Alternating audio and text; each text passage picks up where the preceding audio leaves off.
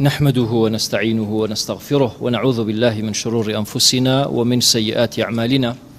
من يهده الله فلا مضل له ومن يضلل فلا هادي له، وأشهد أن لا إله إلا الله وحده لا شريك له، وأشهد أن محمدا عبده ورسوله. أما بعد، فإن أصدق الكلام كلام الله، وخير الهدى هدى محمد صلى الله عليه وآله وسلم،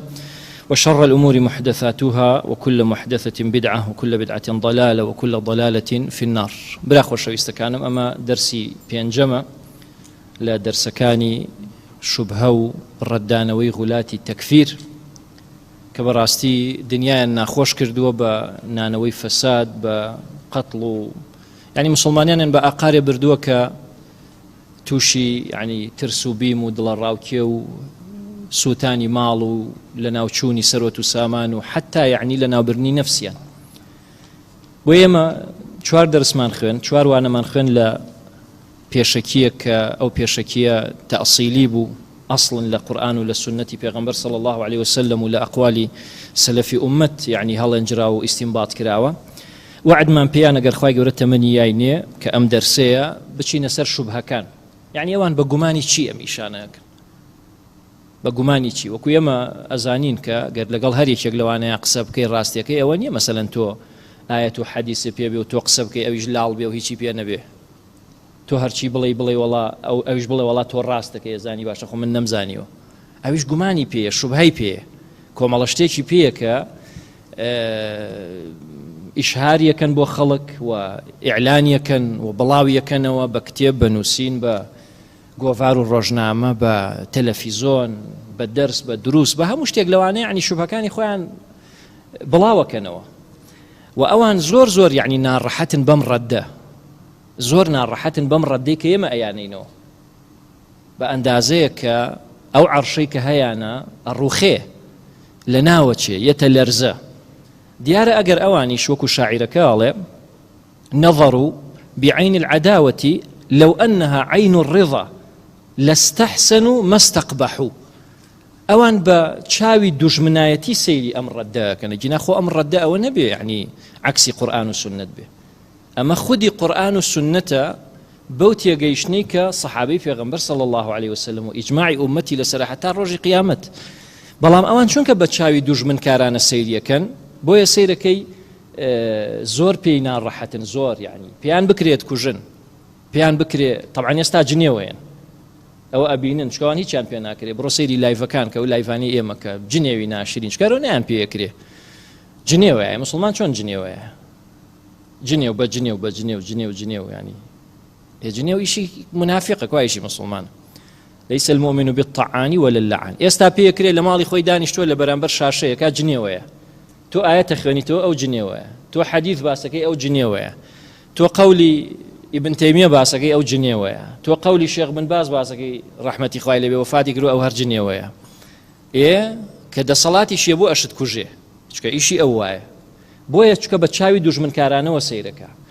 ئەگەر بە چاوی ڕێضاوە سەیری کردایە، بە چاوی ڕازیبوون بە دەلیل بە قورئان و سنت بە ئیجماعی سەحابە و تابعین و ئومەت هەتا ڕۆژی قیامەت، چکە هەموو عولەمایان بەڕاستیەوەی کە عالم بێ ئەوەی کە عولەما بێ ئەمەی کە ئێمەڵێن ئێمە قەولی ئەوان باسەکەین. ئێستا ئینشاءڵڵا شوبهەیەک باسەکەین و ڕەدی شێینەوە، بزانە بە قەولی چێ ڕەدیەینەوە، بە ئایەت بە فەرموودە بە ئەقوالی یعنی عولەمایانی ئومەت. زۆرینەی کە ئەو عالمانی ئێمە بەکارین هەر مردوون وفاتیان کردووە، چکە ئێمە وتمان الحي لا تؤمن عليه الفتنة، ئەو کەسەی کە زیندووە ئەمین نییە لە فتنە، بەڵام ئەو کەسەی کە مردووە وفاتی کردووە لە فتنە ئەمین بووە، بەڵام قسەکانیان دوو ڕۆگەوهەرە ماوە مسلمانان ئیسفادەی لێکن. بۆیە ئەگەر بە چاوی ڕێضا و بە چاوی ڕازیبوونەوە سەیریان کردایە لەستەحسەنوا ما استقبحوا، ئەوەی کە ئێستا جنێوی پێیەن و بە خراپێزان بە چاکیان نەزانی. بۆیە برا خۆشەویستەکانم کەم تا زۆر ئینشاءڵڵا شوبهەکان باسەکەین، ئەوەی کە پێویستە، ئەوەی کە دەلیلە، ئەوەی کە ئەقوالی عولەمایە، سەرە قەڵەمەکان ئاگاتان لێبێ شێخ بن باس پوختەی چی فەرمووە، ئیبن تەیمیە چی فەرمووە، بە تایبەتی مەسادیرەکان زۆر مهمە بینووسن و لای خۆشتان الحەمدولله لەبەرکراوە و ئەم منهجەی ئێمە لە سەریە ڕۆین یاخود ئەم بابەتی ئێمە لە سەریە ڕۆین منهجێکی زۆر دوور و درێژە، یعنی ئێمە ژەونەمان نەماوە لە کاتەکە وێ بێ قەدەر الإمکان تۆزە سورعەتی تیا بکەم، پیان وتوم تۆزە خاوبەرەوە، بەڵام نە تۆ تۆزێ خۆ سەریعکەرەوە، تۆ تۆزە یعنی خۆت تونکەرەوە ئاوە من لەسەرم ڕیتمەی خۆمە ڕۆم بەڵام تۆش تۆزێک یعنی لەگەڵ من وەرە ئینشاءالله با دوانەکەوی. الشبهة الأولى لبردسته تو بس شبهة كد لبردسته بس شبهة كد لبردسته وجواب قربوية ما شاء الله با والله بينه. الذي حدث في مصر ليس له مثال سابق. طبعا مصر أو شورشيك لمصر كرا زاني مان شونا أو شورشيك لليبيا كرا أو شورشيك لا أولاتانا كرا زاني مان شون وشوني لسوريا وهتا يستهر بردوامه زاني مان كيعني هزاران خلق بون لليبيا 50,000 کەس تیا چووە 50,000 کەس 50 نەفەر نە 50,000 کەس سەلم شارە 50 نەفەر بەجارێ بکوژرێ بزانە شار چی لێ ئەشڵەقێ ئەگەر بێ بە 100 نەفەر ئەگەر بێ بە 500 نەفەر خوا نەخواستە ئینشاءالله وا نابێ ئەگەر بوو بە 1000 کەس 50,000 کەس بزانە چی دەرەچێت سبحان الله ئاوای لێ هاتووە جا بۆیە ئەوەی کە غولاتی تەکفیر ئەوەی کە ئەو عەقیدە و بیر و باوەڕی توندڕەوێتیەی هەیە ئەڵێ ئەوەی کە لە میسر ڕوویاوە لەیسە له مثال سابق نمونەی نەبووە ئەو نەشتێکی عەجایب و چاک بووە طبعا نەک نمونەی نەبووە بەخراپ یعنی نمونەی نەبووە لە چاکێتیە ئەوە نەموهمە ئەوەی کە لە میسر ڕوویە طبعا دوو عالمی گەورەشیان واڵێ بە هی ئەوان یەکیان ئەڵێ هذا شيء جديد لا نظير له ولا مثال ئەمە کێواڵێ ئەبوو ئیسحاقی حوینی طبعا زورك لمسلمانان أبو إسحاق حويني ناسا هشتا ماوى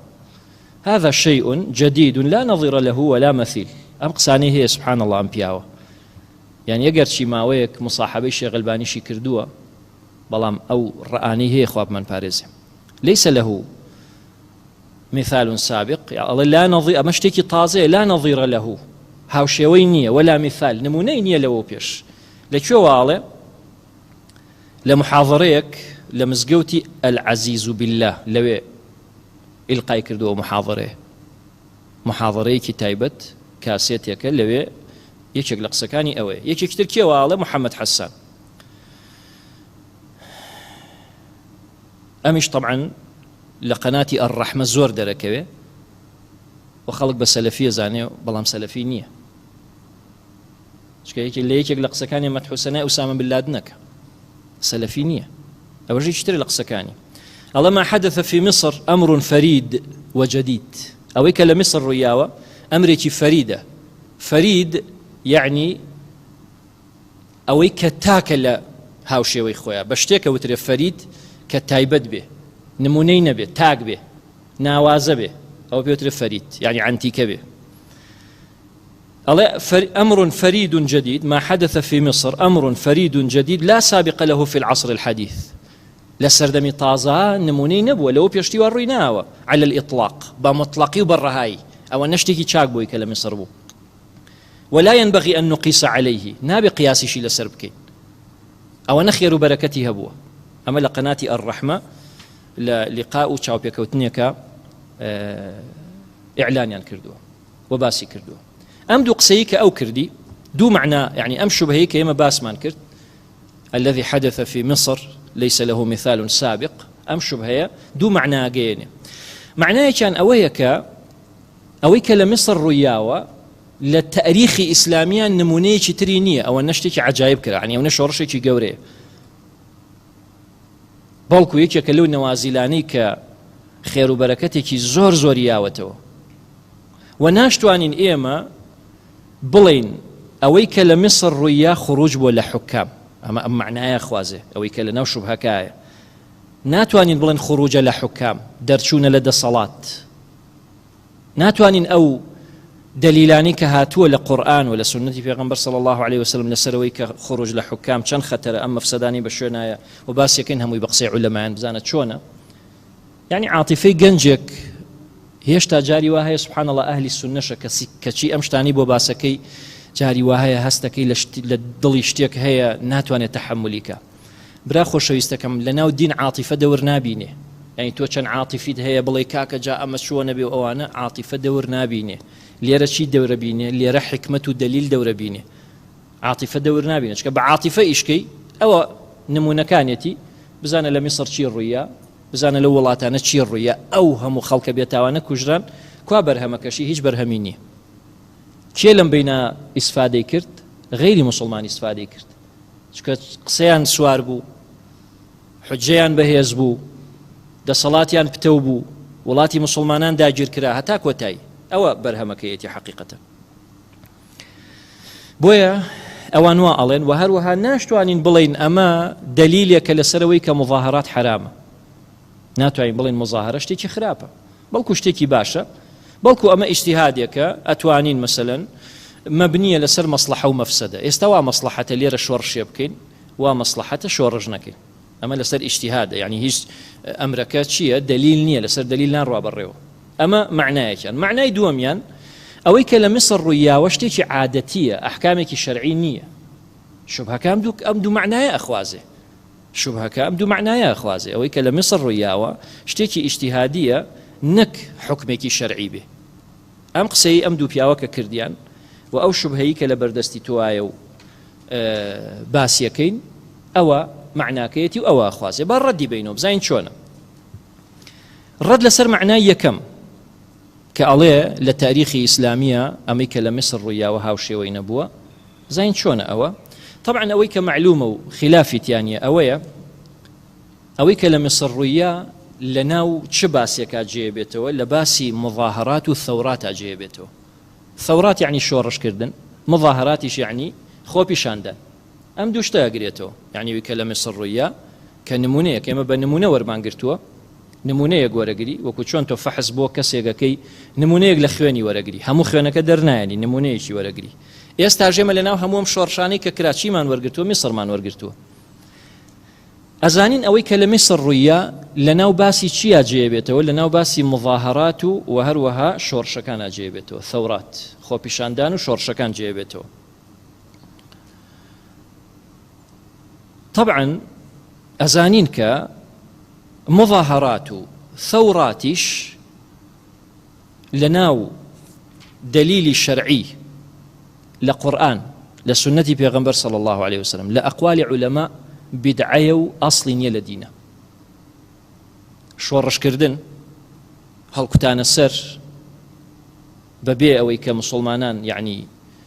بەرەی مسلمان و کافران جیابێتەوە، بەبێ جیهادێکی شەرعی کە ئەمە ثەورەیە، کە ئەمە تەقینەوەیە کە ئەکرێ، ئەمە هیچ دلیلی لەسەر نییە لە تاریخی ئیسلامیە، والدليل لسني للقرآن والسنة في پیغمبر صلى الله عليه وسلم. وهرشي مظاهراتي شديسان دليلي لسر نهاتوا، يك دليل مانية لنا القرآن والسنة لا سيري صحابة كتوبي شيبكي كتوبي أو شرعية مظاهرات بسلمين بو لبر شش هو مظاهرات وثورات علمايان حراميان كردوه جا يك بيان نسن أو ششة لبر أم هو كارانا علمايان رحمتي خوان لبي أوانشي كماون خوابيان باريزة لكونوا طازة دوشتيان حرام كردوه مظاهرات لقل ثورات شورش مظاهرات لقل شورشة شورش چیه؟ كومالا گنج كوبنو عادي كاكا ليه و بيتقنرو و بيشكينو و بيكوجو لناوي برو أما بيوتري شورش جهادي جوية إعلاني بوكري ومسلمانان قوتيان هيا وقائد هيا حتى كوتاي ويكا بيغمبر صلى الله عليه وسلم بچو سيره بخوينرو چون كردوتي أبو بكر چون جهادي كردو عمر رضي الله عنه چون جهادي كردو طبعا وجواز للثورة ينباسي الثورة شورشكين وأوش مظاهرات علية كم بويا حرام مظاهرات الثورات لبر علة الابتداع الأول علة الابتداع لبر هو كاري بدعبوني لبر هو بدعية چونکە تۆ ئێستا ئەمە بۆ چیەکەی یعنی کابرا بۆ مظاهرەکە بۆ ئەوەی کە حەقێکی شەرعی وەربگرێ ئێ باشە حەقی شەرعی نابێ بە ڕێگەی شەرعی بێ ئێ خۆمە دەیی لەسەر نهاتووە ئێ بۆ وەرگرتنی مافە شەرعیەکانت ئایا دین باس نەکراوە لە دینە باسی سندنی مافی نەکردووە باسی کردووە ئەی خێرە ئەمەی باز نەکردووە لەبەرەوەی ئەمە کەواتە ڕێگەیکی تازەیە تۆکو دینیش بەکارێنی کەواتە ڕێگەیکی ئیبتیداعە تازە داهێنراوە دروست نییە ئەوە یەک دوهمين شيء علة مشابهة الكافرين أو بنوسا علة مشابهة الكافرين علي دوم شيء هوي دوم شيء سببي دوم أو هيك مشابهة شيء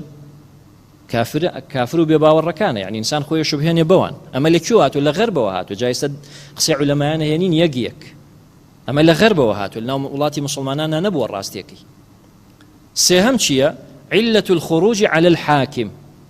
بهۆکاری ئەوەش دەرچوونە لە حاکم لە حکم دەرچوونە لە حکم دەرچوونە لە حاکم ئەو کەسێک کە حکمەکە. الرابع علة عدم الصبر على جور وفسق الحاكم هۆکارێکی ترەوەیە کە صبر نەگرتنە عدم الصبر علة عدم الصبر على جور وفسق الحاكم تو ويك القرآن والسنة داتو بيغمبر صلى الله عليه وسلم اصبروا حتى تلقوني على الحوض صبر قرن هتا لسر حوضي كوسر من تنبينم أما شي تيايا عدم الصبر تيايا واتالصبر نقرتني تيايا وهروها صبر ناقري أو كسل سر جور يعني الظلم جور يعني الظلم وفسق الحاكم وهروها أو تاواناني أو ظلماني كحاكميك يعني هيج حاكمك كهيا أمره برينية للظلم للتاوان وللتاريخ الإسلامي شهر تاوان ينهبوه هر ظلم ينهبوه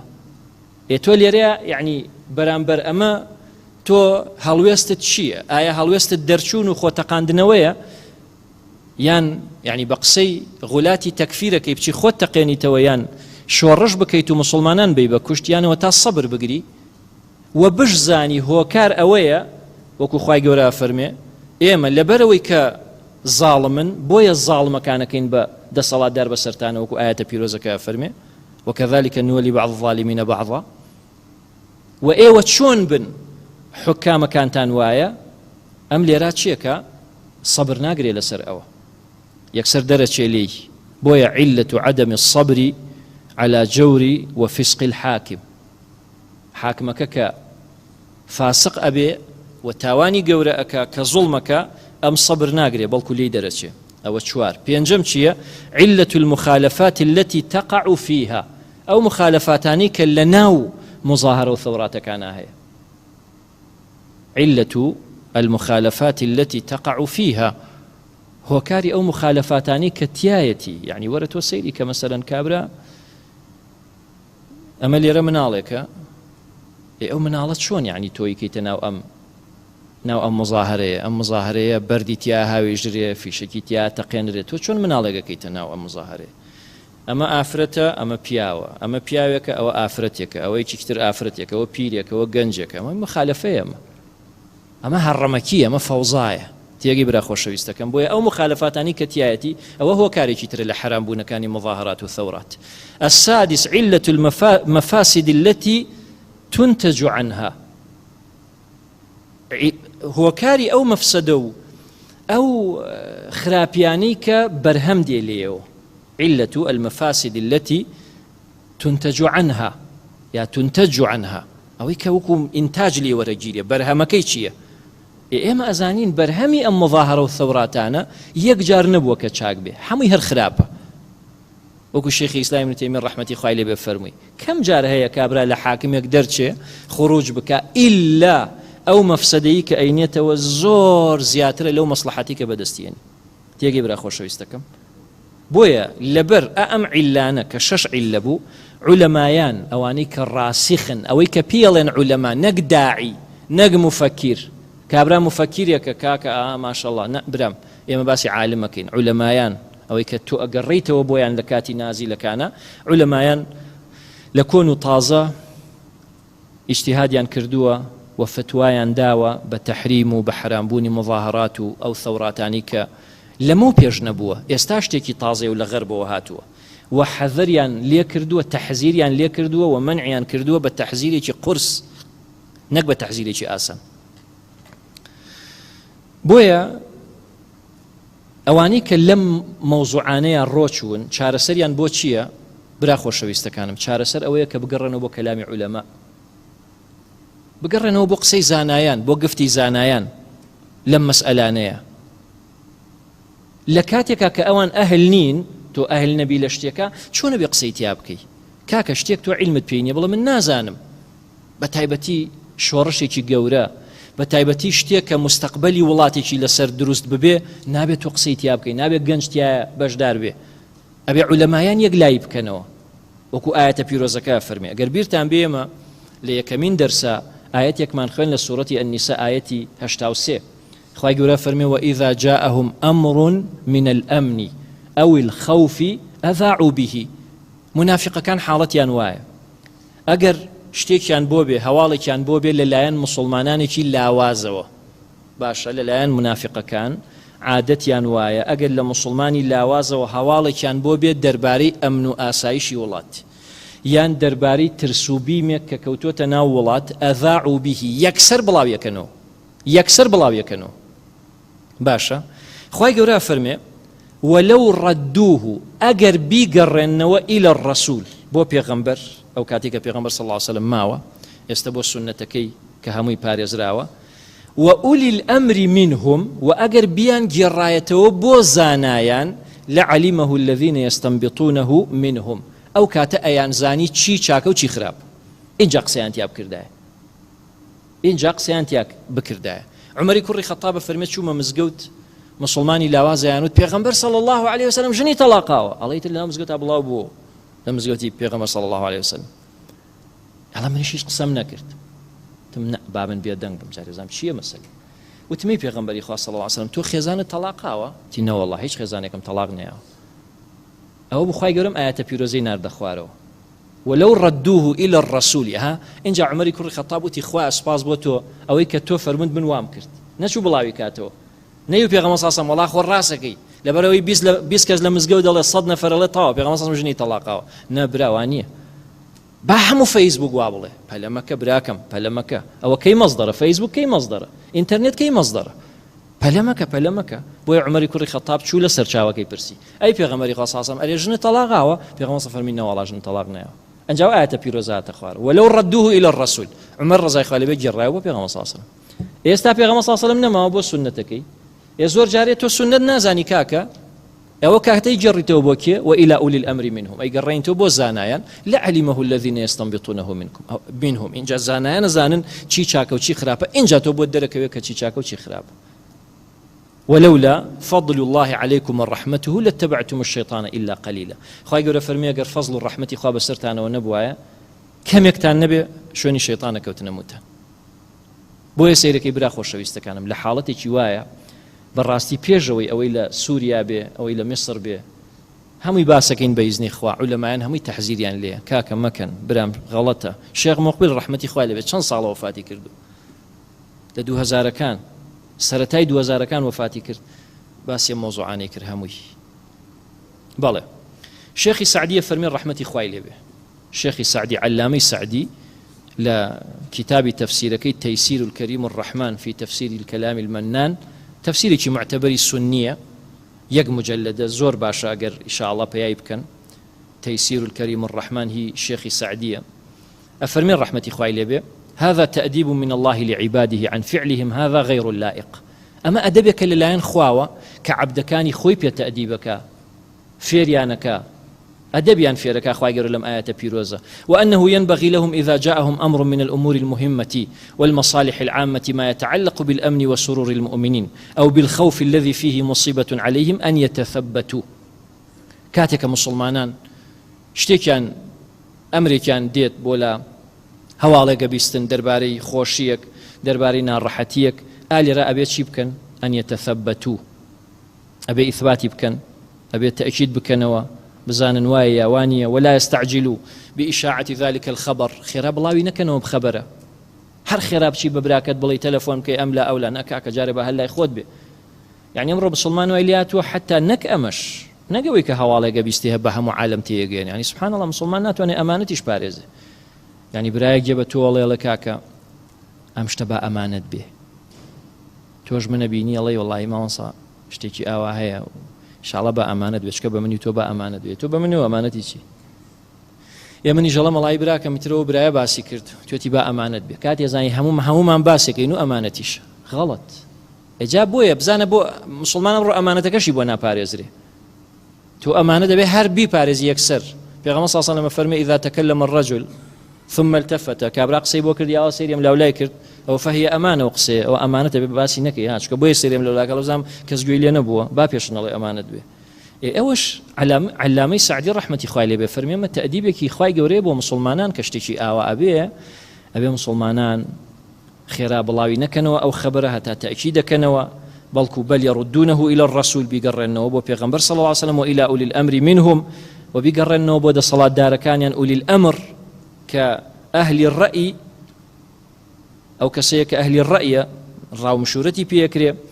والعلم والنصح والعقل والرزانة يعني لبرسور لاشتكانا علم زانست زانيار يعني أهل حكمة برسوران بيكري الذين يعرفون الأمور كاشتكان زانا ويعرفون المصالح وضدها مصلحة مفسدة اشتكان زان أما رحمة خوالي بك لتفسيرك أم آيات بيروز آيات يشتوسي سورة النساء أخوانيتوا أو قولي الشيخ سعدية بردست رحمة خوالي بك ابن تيمية رحمة خوالي بك لا منهاج السنة النبوية لمجلد شوار لا بري بين صوت شوار فرمي وفي الجملة فالبحث وما طبعا ابن تيمية باسي جهادك باسي جهادك يعني اللي ناو باسي جهاد أم قصيك فرمي فالبحث في هذه الدقائق من وظيفة خواص أهل العلم براكم شون الله أفرمي بحث آلم دقائقانية لمسألة جهاد ومسألة جهاد خطرة أفرمي أمل وظيفة خواص أهل علم تايبة من ديكان تايبة يكان أهل علم أويك أهل علم لنا أهل علم كاماني تايبة هلم دنيا ناوي شوار بينج نفر يك ديارة شيخ بن باز رحمة خوالي به شيخ غلباني رحمة خوالي به كون ابن تيمية رحمة خوالي ببنجي دزج ميردين خواصي أهل علم نك هموي هر هموي أفرمي بحث كردن لما سلانا إيشي أو زاناني ديك أبراي تكفيريش بيكنيني بمقصاني أو آية الأخوة بترسى أوش أقوال علماء ابن تيمية رحمة خوالي خو بحسابته والله ابن تيمية بياويتي وايو بحساب بقصيكيتو يبولا ويترا بقصيك يبولا ما بقصيناك ابن القيم رحمة خوالي به هر تلبي الشيخ الإسلام ابن تيمية لا إعلام الموقعين فرمي العالم بكتاب الله والسنة رسوله صلى الله عليه وسلم وأقوال الصحابة فهو المجتهد في أحكام النوازل العالم بكتاب الله أو كسيك عالم بكتاب إخوة والسنة رسوله صلى الله عليه وسلم وأويك عالم بالسنة في غنبر صلى الله عليه وسلم أودو وأقوال الصحابة وأويك عالم بأقوال الصحابة قرآن سنة أقوال الصحابة أويك عالم بمسيشتا فهو المجتهد أو أتواني قصب كاو اجتهاد بكاو قفد بالشيا في أحكام النوازل لا حكم نوازل كان نوازل شيا أو مشكلان ومصيبتانيك ديتناو وڵاتی مسلمانانەوە مشکلەیەک ڕووەیە مصیبەتێک دروستە بێ شتێک ئەکرێ ئەبێ ئاوا عولەمایان قسەی تیاکەن نەک هەر کەسێ هەستێ بە عاتیفە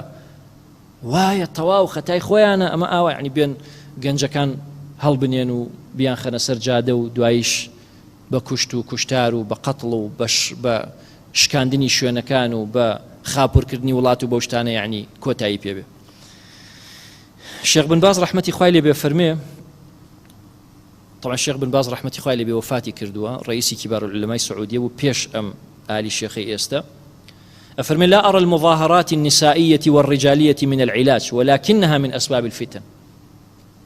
أو ابن باز طبعا دورت شي بمن الله دورة بالشيخ بن باز شي بلدي دفرمو طبعا يعني شي بمن الله بوي شي بلدي چی بە مسلمانانی ئەهلی سونناڵی ئەمڕۆ دەبە شێخ بن بازیشی بڵێ فەرموو چۆن تەکفیری منەکەی دە تەکفیری ئەویش کە فەرموو ابن باز رحمەتی خوای لێ بێ عەبدولعەزیز ابن عەبدوڵڵا ابن باز ئەفەرمێ من هیچ نایبینم ئەو مزاهراتانی کە ئافرە دەیکا کە پیاوەی کە عیلاج بێ بەڵکو ئەمە هۆکاری فتنێ ولا أرى المظاهرات النسائية والرجالية من العلاج ولكنها من أسباب الفتن بلكو ما هو كاري فتنة ومن أسباب الشرور أسباب الشر هو كاري الشر ومن أسباب الظلم بعض الناس ظلم كرني هندي خلقه والتعدي على بعض الناس تعدى كرنا لهندي خلق بغير حق ببيع حق بنا حق لكواويتوا مجموع فتاوى ومقالات الشيخ بن باز مجموع فتاوى ومقالات الشيخ بن باز طبع كراوة مجلدي هش لا بريد وصوت لو بينج هل بطبعي سعودي رحمتي خوي ليه دفر مدي بيش بله فرمي أسباب علاج يا مظاهرة بلت وعاطفيت وحزك بابا شلون والله يشتكي جا كابر يعني شلون حقيقي بسنة دي الله دي بيان بله شلون حقيقي بسنة برام ببي وحقيقي بسنة كل القرآن ولا السنة داته تو غرب ويداناوي غرب ويداناوي دما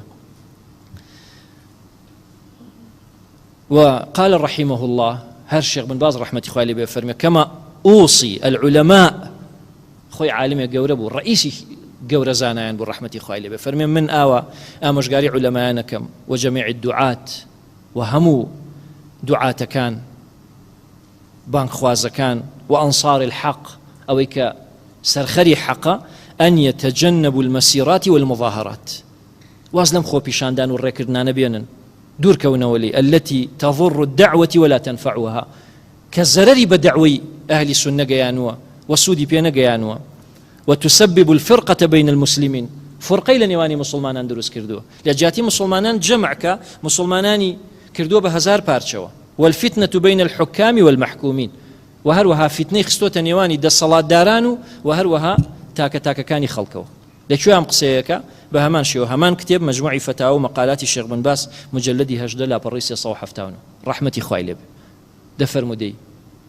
تەکفیری منیشەکەی دە تەکفیری ئەویش بکە ئەوە شێخ بن بازە و وەفاتی کردووە و چەند ساڵێکی زۆرە وەفاتی کردووە ئەوە فەرمی ڕەحمەتی خوای لێ بێ ابن عثيمين شيخ عثيمين رحمة خوای لێ بێ کە دوای ئەوە وەفاتی کرد کە پێڵن ابن تەیمیە الصغرى ابن تەیمیە بچووک ڕەحمەتی خوای لێ بێ کە لە هەموو بابەتێک لە دقائقی علم بەڕاستیەم پیاوە پێکاوێتی زۆر پیاوێکی عظیمە أفرمي فإن المظاهرات أمر حادث لم يكن معروفا في عهد النبي صلى الله عليه وسلم بالراسي مظاهرات أمريكي حادثة وتطازية لزمان في غنبر صلى الله عليه وسلم نبوة ولا في عهد الخلفاء الراشدين عهد يعني زمان السردم ولا سردم خلفاء راشدين نبوة ولا عهد الصحابة اشتواء النبوة ثم إن فيه من الفوضى والشغب ما يجعله أمرا ممنوعا يعني ونفوضاو أو نغوغاو أو نا مشاغبي تيايا يعني أو نا سنور شكاندني تيايا وايلي كردوه كأمريكي ممنوع به حرام به حيث يحصل فيه أو كتيايتي بيستوتانا وبينيوتانا تكسير الزجاج شوشة أشكين ري والأبواب درقاء أشكين ري ويحصل فيه أيضا اختلال الرجال بالنساء اختلاط النساء بالرجال يا الرجال بالنساء بياو أفرتيا كلبا والشباب بالشيوخ جنج ببير وما أشبه من المفاسد والمنكرات هاو شوية معناه همو مفسدو حرام اشتحراماني تياه أوشي عثيمين رحمة خوالي بلا تشي والي لمجلي بحوث الإسلامية سيوهشت لجماري سيوهشت لا بريد صودة وهروها الجواب الأبهر أما لم كتبها تو أما يستخدم معناه بهمان شوا لفؤاد سراج لا بري حفتا وبينج رحمة إخوان لبه تيجي برا خوش ويستكم شيخ غلباني ناسن كمحدث مصر محدث شام لسوريا بو دوای لسوريا الروش بو أردن توافاتي كر هر لأردن بو استاشت لبكاني هر لوين جمعيان هي رحمة إخوان لبه يعني كتاباتي كي زوري هي يك مجموعي هي لحديث پیغمبر صلى الله عليه وسلم سلسلة كنك سلسلة صحيحة هشتا طبعا نكرا تشل مجلدة سلسلة صحيحة كتابي مبارك وبيروس لمسائل أنكي زورا كتابي هي الشيخ الباني فرمي أنا أقول شيئا آخر بالإضافة إلى أن التظاهر ظاهرة فيها تقليل الكفار في أساليب استنكارهم لبعض القوانين التي تفرض عليهم من حكامهم الله من اشتكي ترى الله بإضافة أويك مظاهرات يعني تقليد كفار وهروها هندق لو قوانينانك لوان وهاتوا بو لأحكام أوان أو إظهار منهم لرضا بعض تلك الأحكام والإقراء الله أضيف إلى ذلك شيئا آخر ألا وهو هذه التظاهرات الأوروبية ثم التقليدية من المسلمين الله أما أوروبية وأما التقليد لمسلمانان يعني كتقليد قاور جولك وكافر بباورانيان كردوا أفرمن ليست وسيلة شرعية لإصلاح الحكم أما وسيلة شرعية بو إصلاح كردن وبو تشاكرني حكمي أو حكمي كهية يعني كابرا الله حكمي مسلمانية حكمي قرآنية يتشاكي كابز بمظاهرة شاكي كافرمي أما سببك شرعينية أسلوبك شرعينية وبالتالي إصلاح المجتمع ودواي بيكم الغيب يتشاك بكي اشتوانية لكيو على شيخ الباني من شريط فتاوى جدة رقم 2 رحمة إخوائي لبه وهر شيخ الباني فرمي ولا تزال بعض الجماعات الإسلامية تتظاهر بها غافلين عن كونها من عادات الكفار وأساليبهم الله هندي لحزب إسلامي كان هندي لكومل إسلامي كان دي تتظاهر بها يا مظاهراتك يا ثورأك بلام غافلين غافڵن لەوەی کە ئەمە عادەتی کوفار و هەروەها ئوسلوبی ئەوانە. ئەوەش قەولی شێخ ئەلبانی ڕەحمەتی خوای لێبێ. ئەخیر قسەمان لێرە لەم وانەیە قەولی شێخ مقبل ئەویش پرسیاری لێ کەن حکمی مظاهرات چییە؟ ئەلها أصل شرعي أم أنها بدعة اقتبسها المسلمون من أعداء الإسلام؟ أفرمي لا بل هي بدعة. نا بدعة يا أما إيشي مسلمانان نية إيشي مسلمانان نية وبيغمبر فرمي صلى الله عليه وسلم لتتبعون سنن من كان قبلكم شبرا بشبر وذراعا بذراع. سوين بشوين سنتي گاور و جوولەکەی پێش خۆتانەکەون شبرن بشبر وذراعا بذراع بست بە بست و قۆڵ بە قۆڵ. تێگەی براکەم ئەمە قەولی ئەو عالمانە بوو کە وەفاتیان کردووە. ئەی قەولی ئەو عالمانی کە ئێستا ماون وەکو شێخ فەوزان ڕەحمەتی خوای لێبێ و وەکو باسییانەکەین ئینشاء الله هەریکێک لەوانە یەک لە وانەی داهاتووە بە ئیزنی خوای گەورە باسیەکەین و شوبهەی تریش بەردەوامە بین. خوای گەورە بۆ خاتری ناوە جوانەکانی خۆی یارمەتیمان بە. اللهم أرنا الحق حقا